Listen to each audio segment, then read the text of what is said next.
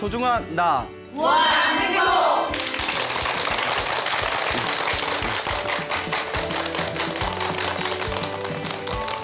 예, 만나서 반갑습니다. 예, 광우 스님이라고 합니다. 그 멀리서 어떤 또 이제 우리 소나무의 애청자분께서 이렇게 편지를 보내와 주셨어요. 그래서 이제 편지를 또 여러분들에게 조금 이렇게 들려드리고 싶어서 이렇게 편지를 가져왔습니다. 제가 한번 읽어보도록 하겠습니다. 예, 이렇게 아주 종이가 두툼한 걸 보내셨어요. 자, 안녕하세요, 광우 스님. 저는 경기도 용인에 사는 7살 어린이를 키우는 엄마입니다. 불교의 가르침을 알기 쉽고 재미있게 알려주셔서 감사합니다. 딸내미와 재미나게 잘 보고 있습니다. 광우 스님 법문 들으면서 딸내미와 공부하고 있어요. 스님 법문 46회 화를 내면 얼굴이 못생겨진다 듣고 딸내미와 화내지 말고 의견을 이야기하자고 다짐했어요. 남을 도우며 착하게 살겠습니다. 저는 소나무 1회부터 50회까지 몇 번씩 반복해서 들어서 다른 스님의 법문을 들으려고 하면 딸내미가 계속 광우 스님 법문을 틀어달라고 하여 핸드폰 불교TV 앱에서 매번 듣고 있습니다. 딸내미는 700에서 800배의 절을 매일 한 달 정도 하여 얻은 아이인데 임신했을 때 사경과 관세음보살 연불을 하였는데 지금 딸아이가 관세음보살 연불도 하고 절도 곧잘 합니다. 예. 광우 스님 인삼불을 위하여 태교와 관련된 내용도 알려주시면 좋겠어요. 아이 키울 때 어떤 기도를 하면 좋은지도 알려주세요. 늘 건강하시고 광우 스님의 소나무 장수 프로그램이 되어 계속 듣고 싶습니다. 광우 스님, 원서님 어린이 예쁘게 쑥쑥 자라고 불교 공부 열심히 하라고 격려의 말씀 부탁드립니다. 용인에서 소나무 애청자 대원경 합장 이렇게 보내오셨네요. 그리고 여기 딸이라고 이제 소개해 주신 그 원서님 어린이가 또 편지를 같이 보내왔어요. 근데 제가 이거 깜짝 놀래가지고 여기도 이렇게 그림하고 또 이렇게 사진을 또 이렇게 붙여서 보냈는데 예, 이게 하트가 뿅뿅뿅뿅 4개를 네, 하트 4개를 또 이렇게 겹쳐서 보내줬네요. 광우 스님 안녕하세요. 7살 원서님입니다. 소나무 방송 잘 보고 있습니다. 스님 말씀대로 하려고 노력하겠습니다. 하트 4개 뿅뿅뿅뿅 이렇게 보냈네요. 아이고 이거 사진 보이시는지 모르겠는데 또 엄청 예쁘게 생겼어요. 예. 저도 이만한 딸 하나 있으면 예, 참 그래서 우리 원서님 어린이 이렇게 어린 나이에도 부처님의 가르침을 또 즐겨 듣고 실천하려는 모습 너무나 아름답습니다. 앞으로 복과 지혜를 잘 키우셔서 그렇게 또 훌륭한 그런 인재가 되도록 제가 또 축원드리겠습니다. 원서님 어린이 너무 고맙습니다. 어떻게 편지 함께 이렇게 읽어보았습니다. 정말 또 너무나 또 감동스러운 순간인 것 같습니다. 이렇게 사실 매주 강의를 하고 법문을 한다는 게 또 어떨 때는 체력이 좀 벅찰 때도 있습니다. 이렇게 많은 분들이 응원해 주시고 또 이렇게 편지 보내주시니까 제가 너무나 힘이 나는 것 같습니다. 그래서 이 편지에서 나왔지만 좀 인삼부를 위해서 태교에 대한 좋은 말씀 부탁드립니다 했는데 나는 애를 낳아본 적이 없어서, 네? 그 무경험자라, 예, 뭐 하다못해 뭐 연애라도 해봤어요. 뭐 한마디라도 제가 던져줄 텐데 이걸 어쩐다. 그래서 이게 굉장히 고민에 빠졌어요. 그래서 이 부처님 경전 중에 좀 태교에 대한 법문이 있나 이렇게 고민하고 있던 차에 참 그 묘한 인연을 만났습니다. 제가 그 며칠 전에 우리 불교TV, BTM 불교TV 회장 스님이신 성자 우자 성우 큰 스님을 모시고 제가 이제 차 한잔을 하게 되었어요. 그때 이제 이거 정말 신기한 일이다 하고 느꼈던 게 저희 회장 스님이신 성우 큰 스님께서 오래전부터 우리 이 세상에서 가장 소중한 존재는 사람이고 훌륭한 인재를 키우는 최상의 방법은 바로 태교이다라는 태교 교육론에 대해서 주장하시면서 우리 한국에서도 불교적 태교 방법의 제1인자로 손꼽히는 분이십니다. 그런 분하고 이렇게 차를 마시면서 우연찮게 이렇게 태교에 대한 좋은 말씀을 해주셨는데 그때 제가 가슴으로 아이고 정말 신기하다. 그래서 저도 이번에 내가 태교에 대해서 뭔가 좀 강의를 해야 되는데 오늘 이렇게 내가 귀한 또 말씀을 듣게 되었구나 하면서 제가 너무 신기하다 깜짝 놀랐던 적이 있었습니다. 그래서 참 이런 거 보면 좀 신기하죠? 어쩜 이렇게 타이밍이 잘 맞을까? 그래서 오늘은 우리 성우 큰 스님께서 말씀해 주신 그 태교의 좋은 가르침 그 내용을 주제로 해서 오늘 한번 이야기를 펼쳐보도록 하겠습니다. 여러분들 어떻게 다 애 낳아 보셨습니까? 네, 낳아 보셨어요? 아마 처녀분도 계실 텐데 여러분들 어떻게 그 태교 잘 해보셨습니까? 표정이 예. 아니, 태교는요 그냥 10개월 지나니까 그냥 쑥 하고 나왔어요. 뭐 또 이런 분도 계실 텐데 태교가 굉장히 중요하다는 것은 옛날부터 들어보셨죠? 네. 서양에서도 태교라는 것을 오래전부터 굉장히 중요하게 여겼나 봅니다. 그래서 종의 기원이라는 그런 위대한 저술을 이제 쓴 아주 유명한 학자 찰스 다윈이라는 사람이 있었어요. 들어보셨죠? 그래서 이 찰스 다윈이 이제 진화론을 주장하던 분이지 않습니까? 이 찰스 다윈에게 어느 날 굉장히 이제 그 유명한 귀족의 부인이 이렇게 찾아왔답니다. 그래서 이 귀족 부인이 선생님, 제가 아이를 낳은 지 한 3개월 정도가 지났는데 제가 일찌감치 우리 아이를 영재 교육을 시키고 싶습니다. 영재 조기 교육을 시키고 싶은데 좀 좋은 말씀, 지도 편달 부탁드립니다 했더니 이 다윈이 딱 듣더니 이미 늦었습니다 하는 거예요. 이미 조기 교육은 늦었습니다. 아니, 낳은 지 3개월뿐이 안 됐는데 뭐가 늦습니까? 이러니까 이미 낳기 전에 뱃속에 있었을 때부터 이미 교육을 했어야 합니다. 조기 교육은 이미 늦었다고 생각해도 무방합니다라는 그런 유명한 일화가 전해지고 있다고 합니다. 자, 서양에서도 이렇게 태교라는 것을 굉장히 중요하게 여겼나 봐요. 그런데 우리 동양의 옛날부터 전해진 태교법은 더 큰 깊이와 의미가 담겨져 있습니다. 그래서 동양의 태교 방법론에서 다음과 같은 유명한 구절이 있습니다. 여러분들 들어보신 분들 계신지 모르겠는데 좋은 스승을 만나서 10년 동안 공부한 것보다 어머니 뱃속에서 10개월 공부한 것이 더 낫다. 그러니까 어머니 뱃속에서 10개월 동안 태교를 한 것이 더 낫고 어머니 뱃속에서 10개월 태교한 것보다 임신하기 전에 하루를 교육한 것이 훨씬 더 낫다. 이미 임신하기 전에. 우리가 흔히 태교라고 하면 아이를 가져서 10개월 동안 뱃속에 있는 아이를 잘 교육시키고 뱃속에서 잘 키워나가는 것을 태교, 올바른 교육이라고 여기지 않습니까? 우리 옛날 조상님들의 지혜는 뱃속에 이미 들어간 순간에 이미 늦었다는 거예요. 그래서 다 커가지고 10년 동안 좋은 스승 밑에서 10년을 공부한 것보다 어머니 뱃속에 10개월 교육이 더 훌륭하고 10개월 교육보다 애를 갖기 전에 차라리 애를 갖기 전에 하루 전에 오히려 공부한 것이 차라리 더 낫다라는 말이 있을 정도라는 것이죠.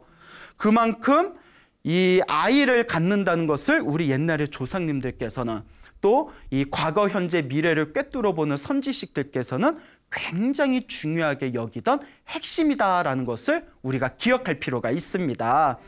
그래서 우리가 흔히 이런 이야기 하지 않습니까? 태교라는 것이 우리가 이제 밭에다가 씨앗을 심어가지고 그것을 이제 잘 가꾸기 위해서 비료도 주고 물도 주고 무럭무럭 열매를 맺는 것을 우리가 태교라고 여기지 않습니까? 네. 그런데 정말 중요한 거는 씨앗을 뿌리기 전에 먼저 밭을 잘 가꾸고 잘 가꾼 밭에다가 좋은 씨앗을 제대로 심어야 된다는 거예요.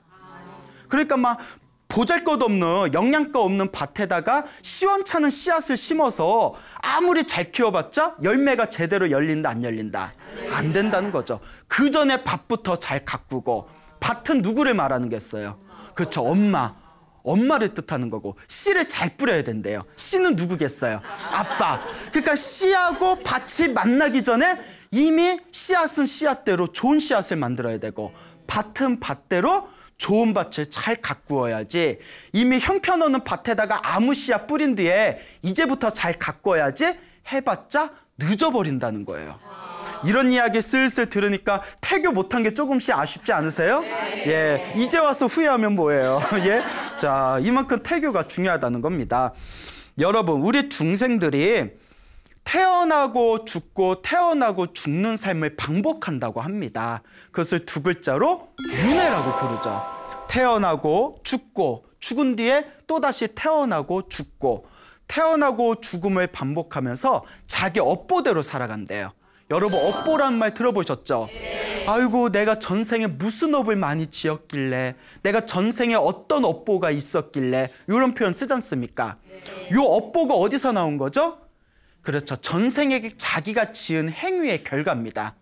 전생에 내가 좋은 업을 많이 지었으면 선업의 힘에 의해서 이번 생에 행복하게 살아갈 것이고, 전생에 나쁜 업을 많이 지었으면 이번 생에 악업의 힘에 의해서 불행한 삶을 살게 된다는 것이 바로 윤회 업보론이 되겠죠. 그래서 인과 업보다. 내가 심은 대로 그 업보를 누가 받는다? 내가 받는다는 것입니다.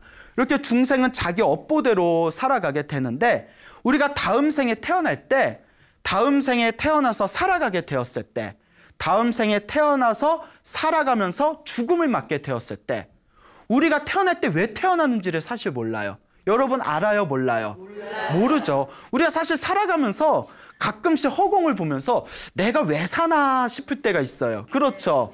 그래서 유명한 그 이야기 있지 않습니까? 왜 사냐고 물으면 그냥 웃지요. 예, 나도 모르거든. 아니, 몰라요. 선생님 왜 살아요? 글쎄요. 왜 살까요? 그 죽을 때 내가 죽은 뒤에 어디로 가는지 알아요? 몰라요? 모르죠. 이와 같이 태어난 것도 자기 업보로 태어나는 겁니다. 살아가는 것도 내 업보로 살아가는 거래요. 죽은 뒤에도 내 업보대로 다시 태어나는 겁니다. 이렇게 내가 지은 업대로 태어나고 죽음을 반복하는 것을 업보중생이라고 부릅니다. 업보중생, 업을 가지고 자기가 태어나고 죽음을 반복하는 윤회 속에 살아가는 중생을 업보중생이라고 하죠. 대부분의 중생들은 업보중생이에요. 그래서 내가 살아가면서 펼쳐지는 모든 일들이 사실 다 누가 지은 업이다? 내가 지은 업대로 만나는 거예요. 자, 그런데 불교에는 업보중생의 다른 반대말이 있습니다. 이른바 원력소생이라고 부릅니다. 무엇이라고 부른다고요? 원력소생. 원력이라는 것은 소원의 힘입니다. 내가 원하는 힘. 소생은 태어났다는 거예요. 그러니까 내가 지은 업보에 의해서 얼떨결에 태어나는 게 아니라, 뭐 얼떨결에 하고 태어났다가 하고 죽는 게 아니라, 내가 다음 생에 이런 삶을 살겠다라고 기도하고 수행을 해서 원력, 소원의 힘을 세워서 내 소원의 힘대로 다음 생을 결정할 수 있는 것을 원력소생이라고 합니다. 업보중생은 내가 왜 태어나는지 왜 죽는지도 모르고 태어나고 죽는 것이라면, 원력소생은 내가 바라는 원력, 간절한 어떤 소원의 힘에 의해서 복과 지혜를 가지고 좋은 업을 가지고 세상에 태어나서 전생에 내가 지었던 소원의 힘, 원력대로 살아가는 것이 바로 원력소생이 되겠습니다. 그래서 우리가 그 얼떨결에 남녀가 서로 눈이 마주쳐서 밤에 만리장성 쌓다가 얼떨결에 씨를 뿌려가지고 얼떨결에 아이를 낳아버리면 그런 아이를 우리가 업보중생이라고 부릅니다. 엄마, 부모님의 업에 의해서 자기가 전생에 지었던 업에 의해서 서로가 끼리끼리 만난다고 하죠. 비슷한 업끼리 만나게 되어서 태어나게 된 중생을 업보중생이라고 하죠. 그런데 미리 밭을 가꾸고 미리 씨앗을 잘 만난 뒤에 때를 기다리고 묵히고 또 묵혔다가 좋은 날 좋은 때에 열심히 기도하고 복과 지혜를 쌓아서 훌륭한 인재를 낳겠습니다 라는 마음으로 아이를 출산하게 됐을 때 그 아이는 뛰어난 아이가 태어나게 된답니다. 그렇게 뛰어난 아이가 복과 지혜를 가지고 이 세상에 태어날 때 우리는 그 아이를 원력소생이라고 부르게 되는 겁니다. 그래서 우리 주변의 역사적인 위인들을 보면 원력소생으로 태어나신 분들이 굉장히 많습니다. 그런 원력소생으로 태어나신 분들의 이야기만 모아놔도 책 한 권이 될 거예요. 그런데 우리에게 주어진 시간이 많지 않으니까 대표적인 분 이제 두 분을 여러분들에게 소개하고자 합니다. 첫째는 신라시대 때 자장율사라는 큰 스님이 계십니다.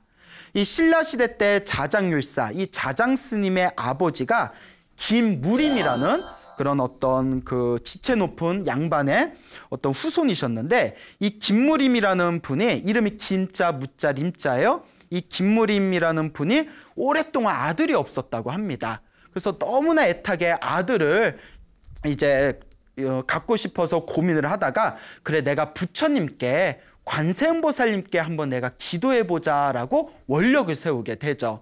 그래서 이제 관세음보살님에 대해서 우리가 소개해놓은 그 관세음보살 보문품이라는 책에 보면, 관세음보살님을 간절하게 부르면 그 복이 많은 아들을 낳게 해주거나 단정한 예쁜 그런 또 지혜로운 그런 여자애를 낳을 수 있도록 가피를 내려주신다라는 구절이 있습니다. 그래서 이 김무림이라는 분이 관세음보살님 불상을 하나 조상을 합니다. 관세음보살님 불상을 조상한 뒤에 아주 간절한 마음으로 기도를 합니다. 거룩하신 불보살님, 관세음보살님, 저에게 아들 하나만 점주해 주신다면 우리 불교계의 큰 대들보가 되도록 제가 잘 키우겠습니다. 저에게 아들을 이렇게 내려주시면 제 아들이 불교계의 큰 인물이 되도록 제가 만들겠습니다. 부디 아들 하나만 첨지해 주십시오라고 간절하게 기도를 했는데, 어느 날 이 김무림의 아내가 꿈을 꾸게 됩니다. 태몽이라고 하죠. 네. 예, 여러분들 자녀분들 어때 태몽 다 꾸셨나요? 네. 근데 이 김무림의 아내가 어떤 태몽을 꿨냐면, 하늘에서 별이 뚝 떨어져서 품속에 별이 들어오는 꿈을 꿨어요. 예, 그러니까 하늘에 별이 쑥 들어와서 이제 품속에 싹 이제 들어오는 그런 꿈을 꾸고 나서 태기를 느끼고, 나중에 4월 초파일 부처님 오신 날에 아이를 낳게 됩니다. 야, 부처님 오신 날에 아이를 낳은 거 보면 정말 부처님하고 깊은 인연이 있는 거예요. 그 아이가 선덕여왕 시대에 한국 불교를 크게 부흥시키고, 또한 종교적으로 정치적으로 큰 족적을 남긴 자장율사가 되십니다. 이와 같이 간절하게 부처님께 기도를 해서 복과 지혜가 뛰어난 아이를 낳을 수 있는 그 아이의 삶을 우리가 무슨 소생이라고 부른다? 원력소생이라고 부르는 거예요. 복과 지혜가 있는 아이를 받게 된 거죠. 자, 그리고 또 두 번째 대표적인 원력소생의 또 이제 위인이, 여러분들 이제 드라마에서 한 번씩은 보셨을 겁니다. 무학대사가 되겠습니다. 예, 조선시대 이성계 왕사, 이성계 스승이었던 이 무학대사가 태교를 통해서 태어난 복과 지혜를 갖춘 존재였습니다. 그런데 태교를 몇 대를 태교를 했냐? 1대도 아니고 2대도 아니고 5대를 태교를 했대요. 5대를 태교를 했답니다. 참 대단한 집안이에요. 그래서 이 무학대사의 5대조 할아버지께서 원래 고려시대 때 유명한 장군이었다고 합니다. 이제 성은 박씨고 이제 박서라는 이름을 가진 이 유명한 장군이었는데, 몽골군이 쳐들어왔을 때, 고려시대 때 몽골군이 쳐들어오지 않습니까? 그때 이제 치열하게 나라와 민족을 지키기 위해서 싸웠으나 그 20만 대군의 몽골군을 이기지 못하고 이제 참패를 당하게 됩니다. 그래서 이제 울분을 씻지 못하고 산속으로 이제 다니면서 마음에 한을 품고 나라와 민족을 걱정하면서 살아가다가 어느 날 이제 합천 해인사에 들어가게 됩니다. 여러분 합천 가야산 해인사라고 아세요? 예, 거기 팔만대장경이라고 있지 않습니까? 합천 해인사의 큰 법당에 들어가서 그곳에서 나라와 민족을 위해서 간절하게 기도를 올렸답니다. 간절하게 기도를 올리고 또 간절하게 기도를 올렸을 때 큰 법당에 앉아 계시는 그 비로자나 부처님 불상이 기도를 하고 있는데 갑자기 불상이 벌떡 일어나더래요. 불상이 벌떡 일어나더니, 예, 여러분 기도하는데 불상이 일어나는 거 봤어요? 못 봤어요? 못 봤어요? 기도를 제대로 안 했구나. 예, 근데 봐도 좀 이상해요.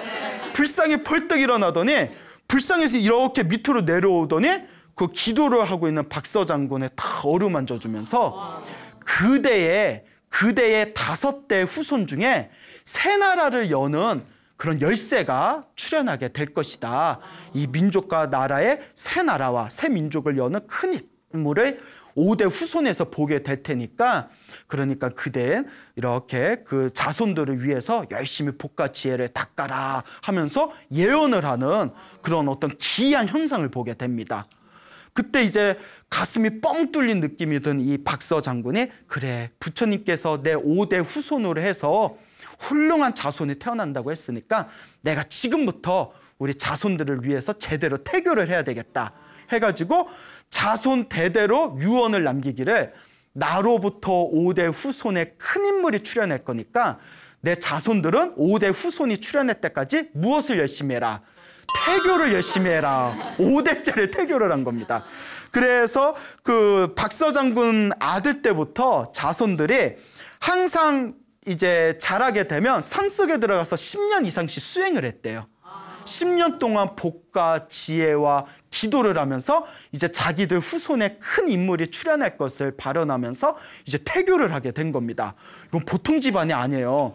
여러분들 지금 우리 중생들의 어떤 마음가짐을 보며 당장 내 자식, 내 배가 아픈 내 자식에서 큰 인물이 태어나길 바라지, 내 밑에 5대 후손이면 거의 뭐 200년인데 100년 이상 막 200년 막 300년 되는데 5대 후손을 생각하면서 태교할 자신 있으세요?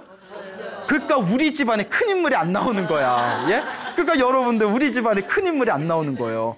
그런 장대한 미래 계획을 세워놓고 5대의 복을 짓고 5대의 지혜를 닦아서 나오게 된 아이가 바로 누구였다? 무학대사였다는 거예요. 이것이 바로 무슨 소생이다? 원력소생이라는 겁니다. 이와 같이 태교가 중요하다는 것이죠.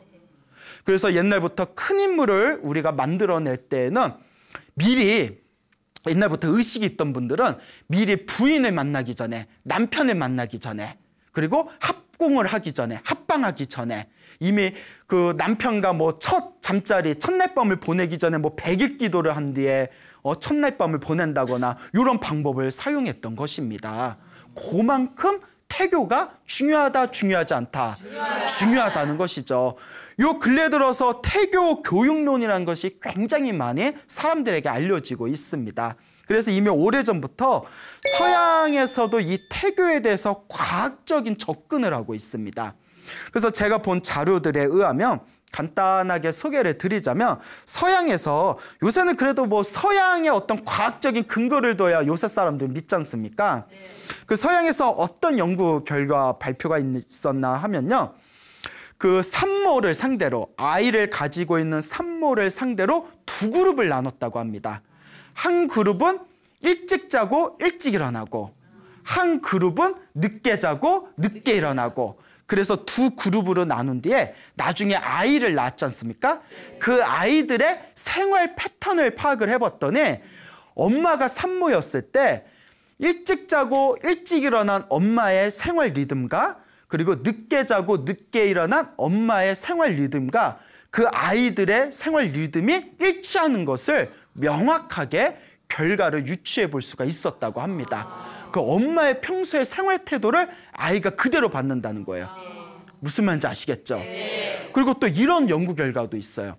그 1,300명의 태아를 상대로, 1,300명, 130명도 아니고요, 1,300명의 아이를 상대로 해가지고 육체적으로나 정신적으로 문제가 있는 아이들을 역추적을 해서 어떤 이유로 인해서 이 아이들이 이렇게 육체적으로나 정신적으로 불안한 어떤 정상적이지 못한 행위를 보이는가에 대해서 깊이 연구를 한 끝에, 놀랍게도 그 아이를 품고 있었던 엄마, 산모였을 때 그 산모가 지니고 있었던 의식의 흐름이 아이를 낳고 난 뒤에 그 아이에게 엄청난 영향을 미친다는 것을 발견할 수가 있었다고 합니다. 몇 명을 조사해서? 1,300명을 조사해서. 이건 무시할 수가 없는 조사 결과예요. 그러면 그중에 대표적인 것만 이제 몇 가지를 소개해 드리자면, 어떤 여자, 이제 서양에서 있었던 일이에요. 어떤 아가씨가 애를 낳는데 애한테 이제 모유를 먹이려고 젖을 물리는데 애가 고개를 팩 하고 돌리더래요. 응? 어머 얘가 왜 이러지? 또 이렇게 하면 또 팩 하고 들리더래요. 어머 까칠해. 어머 애가 왜 이렇게 까칠해. 이제 다른 유모가 다른 여자애가 이렇게 젖을 물리면 근데 또 쪽쪽 잘 빨아먹는데요. 근데 친모가 어머 너 왜 이렇게 까칠하니 하고 이렇게 젖을 물리려고 하면 또 애가 픽 하고 이렇게 고개를 돌리더래요. 그래서 너 신기하죠? 그 왜 그런가 하고 깊이 이제 조사를 해봤더니 나중에 산모가 고백하는 게 실은 애를 가지고 나서 갑작스럽게 임신을 하고 나서 너무나 두렵고 준비가 안 된 상태였기 때문에 아이를 몇 번이나 낙태 수술을 하려고 고민을 했대요. 할까 말까 할까 말까. 그걸 애기가 다 안다 모른다. 다 영향이 미친다는 거예요. 그래서 그 아이의 아빠가 거듭된 설득으로 결국 아이를 낳았지만 아이가 엄마의 뱃속에서 나를 죽일까 말까 불안했던 그 심정에 의해서 엄마한테 무의식적으로 엄마한테 거부 반응을 일으킨다는 거. 예, 진짠가? 제가 봐도 너무나 신기하니까 무시할 수가 없다는 거예요. 또 어떤 젊은이가 있었는데 이 젊은이가 항상 어떤 시점에 이유도 없이 약간 정신질환처럼 몸에 극도의 초조감이나 불안감을 자주 느낀대요. 우리 막 우울증이나 막 이유를 알 수 없는 공황장애 같은 거 있잖아요. 그래서 막 약 먹고 이러잖아요. 근데 이 젊은이가 이 청년이 그렇게 이유를 알 수 없는 초조함이나 불안감이 확 급습하면서 확 이렇게 느껴지면서 항상 일어나는 반응이 온몸에 갑자기 확 달아오르듯이 열감을 느낀대요. 열감을 느끼는 게 특징이에요. 막 불안하고 초조하다가 온몸에서 열이 확 오르는 거예요. 그래서 나중에 그걸 이제 조사를 해봤더니 그 청년의 엄마에게 놀라운 이야기를 듣게 됩니다. 실은 내가 이 아이를 가졌을 때 내가 이 아이를 유산하려고 뜨거운 목욕탕에 들어가서 유산하려고 시도했던 적이 있었다고. 뜨거운 목욕탕에서. 그때 태아였을 때 기억된 잠재된 무의식이 큰 뒤에 자기가 이제 뱃속에서 자기를 엄마가 나를 죽이려고 나를 떼어내려고 하는구나라는 것을 무의식적으로 느낀다는 거예요. 태아가. 그걸 느끼면서 뜨거운 목욕탕이었다고 했잖아요. 그때 그 열감을 무의식 중에 그 열감을 일으키게 된다는 것이죠. 이런 연구 결과 발표가 있습니다. 무섭죠? 무섭습니다. 태교가 이렇게 무시할 수가 없는 거예요. 자, 그리고 또 하나, 또 이것도 좀 무서운 얘기인데 어느 임산부가 있었는데 8개월째가 됐대요. 8개월이면 아이가 사실 속에서 다 자란 상태예요. 보통 7개월, 칠삭둥이라고 해서 7개월만 해도 아이를 낳지 않습니까? 8개월이면 사실 다 자란 상태인데 그 부부싸움을 했대요. 그 남편하고 대판 부부싸움을 하다가 남편도 좀 무식한 남편이었나 봐. 그 남편 잘 만나는 것도 복이에요. 예, 너 이렇게 해도 그렇지네. 왜 남편이 잘 안 해주세요? 예? 격렬하게 여기서 이제 속마음이 나오는 거예요. 예? 무식한 남편이 너 죽고 나 죽자 하면서 너 데리고 있는 애 떼어버리고 너 죽고 나 죽고 이혼해버리자고 부인 머리끄댕이를 잡고 병원으로 막 끌고 갔대요. 아이 지워버리겠다고. 그러다 결국 지우지는 않았는데 남편도 막 화가 나서 그런 극단적인 모습을 보였나 봐. 아이를 낳긴 낳았는데 아이가 몇 개월 지난 뒤에 극심한 간질 발작 증세를 일으키는 병에 걸려버린 거예요. 이것을 이제 어떤 분은 해석하기를 왠지 여러분 다 눈치채셨죠? 임신 8개월이었을 때 아버지가 당장 애 떼겠다고 엄마를 그 머리끄댕이 잡고 병원에 가고 그런 불안한 모든 심리를 아이가 뱃속에서 무의식적으로 충격을 받았다는 거예요. 태아였을 때 충격을 받았던 정신적인 어떤 고통에 의해서 이제 출생을 하고 난 뒤에도 간질 발작 증세를 일으키는 그런 병에 걸렸다는 겁니다. 그래서 그 부모는 그때 부부싸움 한 번에 대가로 평생 이제 몸이 좋지 못한 아이를 이제 시봉하고 또 그 아이를 위해서 봉사해야 하는 숙제를 안게 된 것이죠. 이것도 다 누구 업이에요? 그렇죠. 다 내 업이죠. 그런 아이에게 그런 실수를 한 것 자체가 내 어리석음이 만들어낸 업입니다. 누구를 탓하겠습니까? 이와 같이 무엇이 무섭다? 태교라는 거. 뱃속에서 아이가 보고 느끼고 감지하는 인식이라는 것을 우리가 절대 무시하면 된다, 안 된다? 안 된다는 것이죠. 그래서 불교에서는 뱃속에서 우리가 아이를 가지게 되었을 때 우리가 흔히 이런 얘기를 합니다. 우리가 그 줄기세포 하잖아요. 근데 줄기세포를 얻을 때 그 우리가 수정란에서 엄마의 난자와 아빠의 정자가 합쳐진 수정란에서 우리가 굉장히 그 필요로 하는 줄기세포를 얻을 수가 있다고 하는데 생명윤리에 부딪혔잖아요. 어디까지를 생명으로 볼 것인가. 그러니까 뭐 학자들이 뭐 몇 개월까지는 의식이 있고 없고 그래서 뭐 몇 개월부터는 되고 안 되고 뭐 이런 논리를 펼쳤는데 불교에서는 다음과 같이 얘기합니다.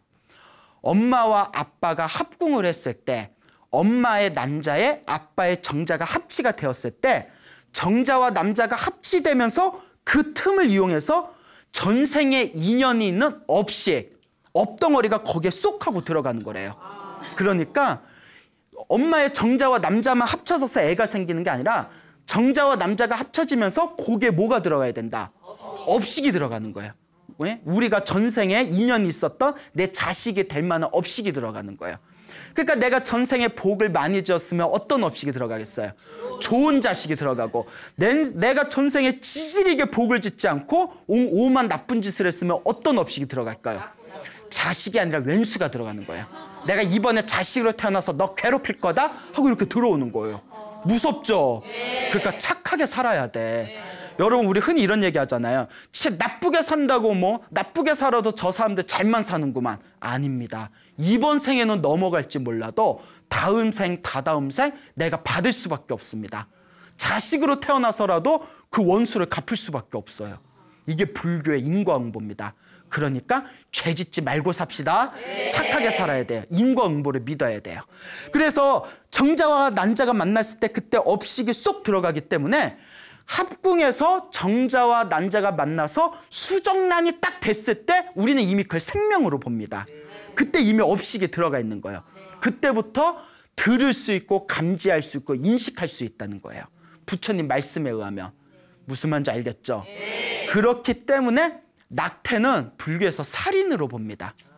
예. 물론 뭐 낙태할 수밖에 없는 굉장히 그런 어떤 뭐 슬픈 사연들도 있을 수는 있습니다.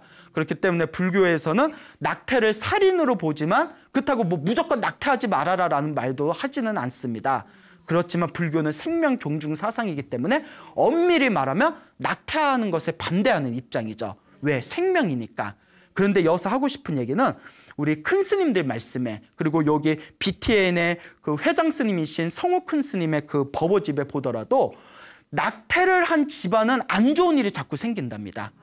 그 낙태를 했을 때 뱃속에 있는 아이가 한을 품고 그것이 업보가 되고 업장이 돼서 집안에 좋지 못하거나 나중에 낳은 아이가 먼저 번에 낙태한 아이들의 어떤 좋지 못한 업보의 힘에 의해서 자식들한테도 좋지 못한 어떤 영향을 미친다는 거예요. 불교계에는 그런 이야기가 많습니다. 그래서 이런 이치를 아시는 분들이 불교를 몰랐을 때 실수로 낙태하신 분들도 나중에는 참회하고 후회하는 마음으로 뭐 백중이나 무슨 천도제 때 낙태 영가들 천도제도 올리고 하거든요. 이게 다 깊은 이치가 있는 거예요. 이 세계는 거대한 에너지로 이루어져 있고 낙태를 한 에너지도 낙태를 한 에너지, 좋지 못한 에너지로 항상 내 주변에 함께 맴돌고 있는 거예요. 이 에너지의 이론을 무시할 수가 없습니다. 알겠죠? 그러니까 뭐 여러분들이 뭐 낙태 같은 거 하실 리는 없겠지만 혹시 뭐 유산을 했거나 좋지 못한 그런 어떤 상황에 처하셨던 과거가 있는 분들이라면 아, 이것도 다 내 업보가 되는 거니까 먼저 떠나간 아이를 위해서 내가 기도하고 복을 많이 짓고 참회를 많이 해야 되겠구나라는 그런 마음을 가지셔야 됩니다. 내 업은 누가 받는다? 그것도 언젠가 내가 받을 수밖에 없어요. 불교는 어떤 분이 스님 불교가 너무 무서워요 이러는데 웬열? 불교가 무서운 게 아니에요. 그게 인과응보예요. 우주의 법칙입니다. 불교를 믿거나 믿지 않거나 내가 지은 업은 내가 받을 수밖에 없어요. 불교를 믿으니까 불교는 너무 무서운 것 같아요. 아닙니다. 불교를 믿든가 말든가 어떤 종교를 믿든 인과 업보의 법칙에서 벗어날 수 있다 없다? 벗어날 수 없다는 것을 명심하시기 바랍니다. 그러니까 여러분들도 이렇게 내가 뱃속에서 어떤 아이를 갖고 내가 어떤 마음을 품고 있냐에 따라서 내가 낳은 아이의 언행이 바뀌게 됩니다. 그러니까 여러분들 속 썩이는 아이들이 있으면 어머 저거 누구 닮았는지 몰라. 쟤 왜 저래 왜 저래. 누구 탓이에요? 그렇죠. 엄마 탓 아빠 탓이에요. 씨앗이 그렇고 밭이 그런 거예요. 그 밭은 어디에서 나왔어요? 나한테 나온 거고 그 씨앗이 어디에서 나왔어요? 내가 사랑한 내 아이의 아빠한테 나온 거잖아요. 그러니까 아이가 실수하고 아이가 못난 짓 했대? 애 탓만 하면 된다 안 된다? 안 된다. 내가 그렇게 낳은 거다. 그런데 왜 애 탓만 하느냐? 그러니 여러분들 항상 부처님의 가르침을 잘 배워가시면서 내가 어떻게 복과 지혜를 닦아야 내가 나의 인생을 아름답게 풀어나갈 수 있고 내 자식을 어떻게 아름답게 키워나갈 수 있을 것인가 고민해 보시기를 바랍니다. 알겠죠? 네. 자, 그런 의미에서 살펴봤을 때 그러면 스님, 태교를 어떻게 해야 되겠습니까? 라고 질문을 던진다면 그 성호 큰 스님의 그 태교 법문 내용에 보면 다음과 같은 좋은 내용이 있습니다. 그 3단계가 있대요. 3단계가 있는데 첫 번째 단계는 결혼하기 전에 영혼이 맑고 순수한 어렸을 때부터 태교를 해야 된답니다. 어렸을 때부터. 어머, 나 이제 결혼하니까 태교 준비해야지? 아니랍니다. 어렸을 때부터, 청소년 때부터. 근데 여러분 이 얘기 듣고 집에 가서 여러분들 자녀가 중학생, 고등학생인데 너 일로 와봐, 너 일로 와봐. 왜 엄마? 너 오늘부터 태교 좀 하자 이러면 애가 엄마 무슨 소리야, 나 이제 중고등학생인데. 그런데 어렸을 때부터 태교하는 게 중요하답니다. 무엇을 가꾸는 과정이다? 그렇죠. 밭을 가꾸는 과정이에요. 아시겠죠? 네. 밭은 빨리, 일찌감치 빨리빨리 비옥하게 만들어야 유리하지 않습니까? 어렸을 때 맑고 순수할 때부터 기도하고 복과 지혜를 닦으면서 부처님 제가 나중에 좋은 신랑 만나서 훌륭한 인재를 낳게 해주세요 라고 기도하는 거. 어렸을 때부터 그와 같이 기도하는 게 가장 중요하답니다. 명심하셨죠? 예. 자, 그러니까 어렸을 때부터 준비해야 된다. 여러분들 어머 스님 저 태교를 안 해가지고 아이를 낳아버렸어요 하는 분들은 막둥이 한번 노려보세요. 막둥이. 근데 스님 지금 막둥이 낳기에는 제가 몸이 좀 그래요 하는 분들은 손주에 한번 기대해 보시기 바랍니다. 오늘 배웠잖아요. 내가 손주 한번 기대해 보겠다. 뭐 5대를 계획을 해가지고 무학대사를 낳은 집안도 있는데 한번 손주에서 한번 여러분들이 좋은 밭과 씨앗을 만드는데 일조를 해보면 어떨까 하는 생각이 듭니다. 두 번째, 왜 여자만 태교해야 되냐? 누구도 해야 된다? 아빠도 해야죠. 남자도 해야 된다. 남자도 해야 됩니다. 제가 말씀드렸죠. 밭도 중요하지만 무엇도 중요하다? 씨앗도 중요하다. 그래서 여기 BTN 불교TV 사장님이 구본일 사장님인데 요 구사장님이 당신도 이제 오래전부터 태교에 대해서 관심이 많으셨대요. 근데 그분이 이렇게 잠깐 차 마실 때 이렇게 하신 말씀이 스님 밭도 중요한데 씨앗이 제일 중요한 것 같습니다. 이러시더래요. 씨앗이 제일 중요한 것 같습니다. 밭도 중요하지만. 그러니까 누구도 준비해야 된다? 남자, 아빠도 준비해야 된다. 엄마는 열심히 밭을 일구고 있는데 아빠는 밖에서 술 마시고 담배 피고 온갖 못된 짓, 나쁜 짓 하면서 그 밭이 좋으니까 내 씨앗 알아서 뭐 키우겠지 하고 그 씨앗을 뿌려버리면 의미가 없다는 거예요. 네. 밭도 훌륭하고 씨앗도 훌륭해야 된다. 남자도 태교해야 된다라는 것을 명심하시길 바랍니다. 알겠죠? 네. 그 다음에 세 번째는 임신을 한 상태에서 태교를 하는 겁니다. 우리가 흔히 말하는 태교, 10개월 태교죠. 그런데 그것도 늦은 거랍니다.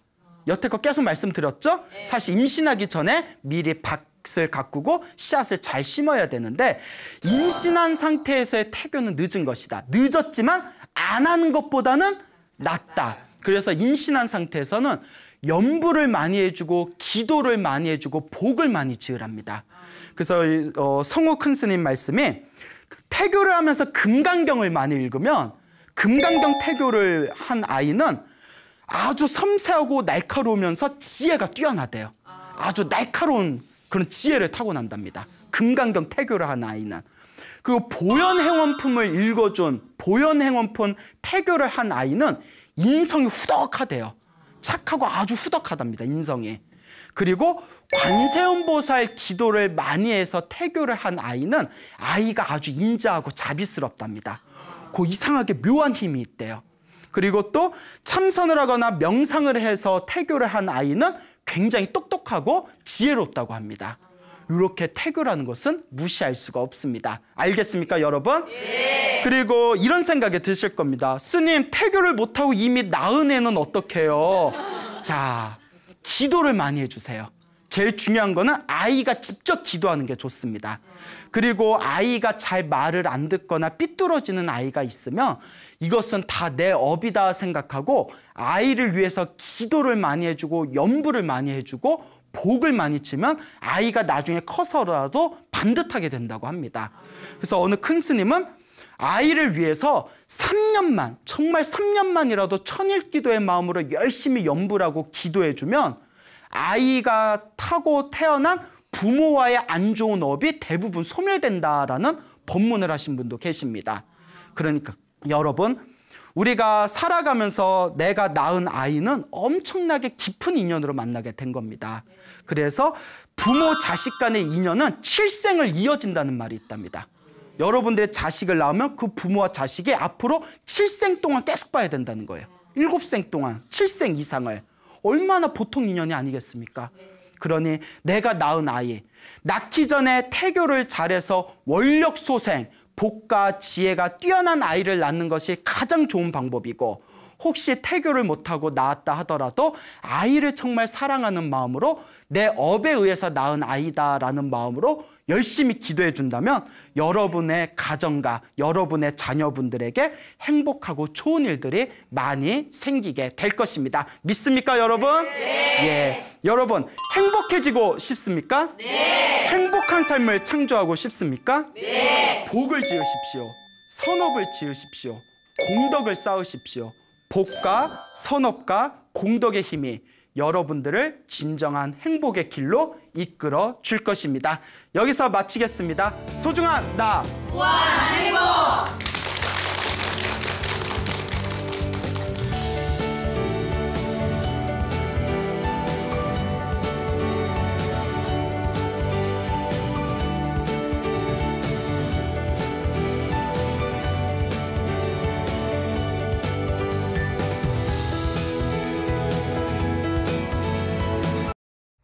Thank you.